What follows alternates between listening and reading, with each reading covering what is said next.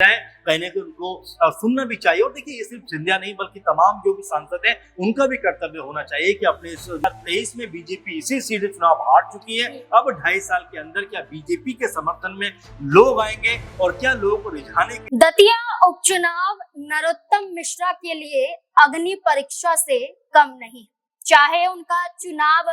लड़ना होता या फिर उनका टिकट कटना, दोनों ही सूरतों में नरोत्तम मिश्रा के लिए ये तय करना है कि क्या बीजेपी उनके साथ रहेगी। और नरोत्तम मिश्रा के टिकट कटने के बाद कैलाश विजयवर्गीय क्यों नरोत्तम मिश्रा से मुलाकात करने पहुंचे, क्या है इसके सियासी मायने। और गुना शिवपुरी सांसद ज्योतिरादित्य सिंधिया 4 दिन के दौरे पर हैं, प्रचार से इतर हटकर क्या है इनकी रणनीति। यही तमाम मुद्दे हैं मध्य प्रदेश की राजनीति से जुड़े हुए, इस पर चर्चा करेंगे। और चर्चा करने के लिए हमारे साथ वरिष्ठ सहयोगी अमन जी मौजूद हैं।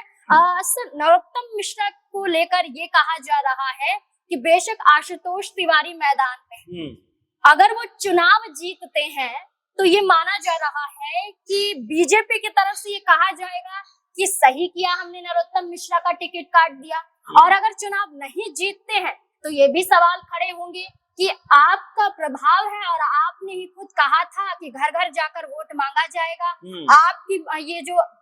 परीक्षा थी इसमें आप पास नहीं हो पाए, तो क्या दोनों ही सूरतों में नरोत्तम मिश्रा फंस रहे हैं। देखिए, पहली बात तो ये है कि नरोत्तम मिश्रा का जिक्र आप जिस तरह से कर रहे हैं कि क्या उनके ऊपर ही हार और जीत दोनों का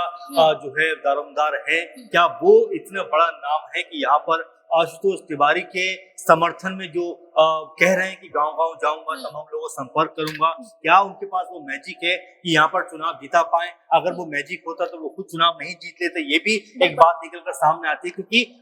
जिस तरह 3 बार चुनाव उन्होंने जीता और 2023 में वो चुनाव हारे, अब जब ये उम्मीद थी कि उनको ही टिकट मिलेगा तो टिकट नहीं दिया जाता है। कहा जाता है कि भाई आप जो है अब चुनाव हार चुके हैं, इसलिए हम नए चेहरे को आजमाना चाहते हैं। तो क्या आपको ये नहीं लगता कि नरोत्तम मिश्रा को एक तरीके से बीजेपी ने खुद ही दरकिनार कर दिया। तो ऐसे में अब उनके ऊपर दारोमदार मेरे ख्याल से ना के बराबर होने वाला है, क्योंकि वो तो ये कहते हैं कि भाई जो जिताऊ चेहरा था उसको आपने साइडलाइन कर दिया और जिसके ऊपर आपने दाव लगाया इसका मतलब कि वो जिताऊ चेहरा नहीं था। लेकिन हाँ, उन्होंने जो बयानबाजी की है, उन्होंने जो ये बातें कही है कि मैं आशुतोष तिवारी के लिए प्रचार प्रसार करूंगा, लोगों के पास जाऊंगा, क्या वैसा होता हुआ दिखाई पड़ेगा और क्या उनका मैजिक जो लगातार 3 बार दतिया के ऊपर चला क्या इस दफा चलता हुआ दिखाई देगा। ये अपने आप में बड़ा सवाल है। और सवाल ये भी बन जाता है कि क्या कांग्रेस पार्टी के जो प्रत्याशी हैं घनश्याम सिंह, उनके सामने अपने आप को मजबूत तरीके से पेश कर पाएंगे आशुतोष तिवारी, क्योंकि घनश्याम सिंह यहीं से 2 बार चुनाव जीत चुके हैं। तो ऐसे में उनका प्रभाव ज्यादा दिखाई पड़ता है। और साथ में तीसरे जो उम्मीदवार हैं दामोदर यादव, उनको लेकर भी कहा जा रहा है कि वो भी साइलेंट वोटों पे अपनी निगाह बनाए हुए हैं। उनको भले ही ये नहीं कहा जा रहा है कि वो इस रेस में यानी कि जो विनिंग रेस है उसमें कहीं शामिल है, लेकिन क्या वो भी कोई बड़ा यहाँ पर वोट बैंक अर्जित कर सकते हैं। क्या उनके समर्थन में भी यहाँ अच्छे खासे जो मतदाता है वो निकल कर सामने आएंगे। तो अभी कई तरह के कयास भी यहाँ पर लगते हुए दिखाई पड़े, क्योंकि 2023 में बीजेपी को यहाँ से हार मिली है। और ये समझा जा सकता है कि देखिए 2.5 साल के बाद क्या लोगों का मन परिवर्तन हुआ होगा, क्योंकि सरकार में तो बीजेपी है। और क्या बीजेपी सरकार में रहते हुए दतिया के लोगों को कहीं एहसास कराया कि भले ही आपने हमारा प्रत्याशी हरा दिया हो, लेकिन हम आपके लिए विकास के जो कार्य हैं वो सुचारू रखेंगे। तो क्या वो एहसास होगा? अगर वो एहसास नहीं होगा तो ऐसा लगता है कि बीजेपी तमाम कोशिश करे, लेकिन उसके बावजूद भी उनके जो प्रत्याशी हैं, जो नए दबेले प्रत्याशी हैं, उनके पक्ष में माहौल वैसा बनता हुआ दिखाई नहीं पड़ेगा। अच्छा सर, आशुतोष तिवारी जो उम्मीदवार हैं बीजेपी के, वो नरोत्तम मिश्रा को अपने पिता समान बताते हैं और ये कहते हैं कि उनके जरिए ही वो दतिया पर आगे कार्य जारी रखेंगे अगर वो उपचुनाव जीतते हैं। वहीं मुख्यमंत्री मोहन सिंह यादव उनके कंधों पर हाथ रखते हैं और ये बताते हैं कि हम आपके साथ हैं। लेकिन जब नरोत्तम मिश्रा को आगे करने की बारी आती है तो तब ये हकीकत नहीं दिखाई देती है, चाहे उनका टिकट कटना हो, चाहे प्रचार प्रसार की लिस्ट सामने आना हो, जी। या फिर मुख्यमंत्री मोहन सिंह यादव का ऐलान ही क्यों करना हो, जी। हर सूरतों में देखा जा रहा है कि सहानुभूति दी जा रही है, जी। लेकिन आगे कदम नहीं बढ़ाया जा रहा देखिए, बिल्कुल नरोत्तम मिश्रा को लेकर जिस तरह हमने देखा भी कि जब उनके नाम को लेकर बीजेपी के अंदर सहमति नहीं बनती, यानी कि उनको टिकट की जो रेस है उसमें से बाहर कर दिया जाता है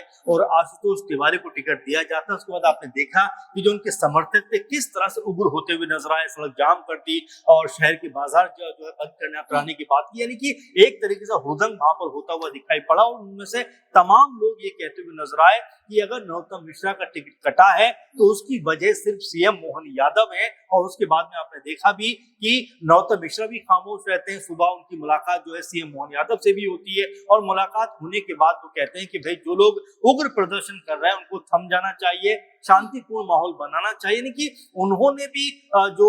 कहा वो एक दिन के बाद ही कहा, यानी कि जब पूरा माहौल बन गया, 10 से 11 घंटे का जाम लग गया, लोग उग्र प्रदर्शन करते हुए दिखाई पड़े और उसके बाद नरोत्तम मिश्रा ये बात कहते हुए नजर आए। अब यहाँ दिल्ली भी वो आते हैं और उसके बाद ये कहते हुए नजर आते हैं कि दिल्ली में कोई बड़ा नेता मुझसे नहीं मिला, मोहन यादव से मुलाकात होती है। तो नरोत्तम मिश्रा को लेकर इस तरह का माहौल बना कि जिस कद के वो नेता थे उन्हीं के कह सकते मान में उनको एक तरीके से घेर दिया गया। उनको पूरी तरीके से ये एहसास दिलाया गया कि भाई आपका दौर अब खत्म हो चुका है, इसलिए आप नहीं बल्कि आपके अलावा हम दूसरे नेताओं को चाहते हैं। तो इसमें कोई दोहराई की बात नहीं है कि यहाँ से नरोत्तम मिश्रा की जो अब तक की मजबूत साख थी उसके ऊपर असर पड़ा है। और यही वजह है कि जब वो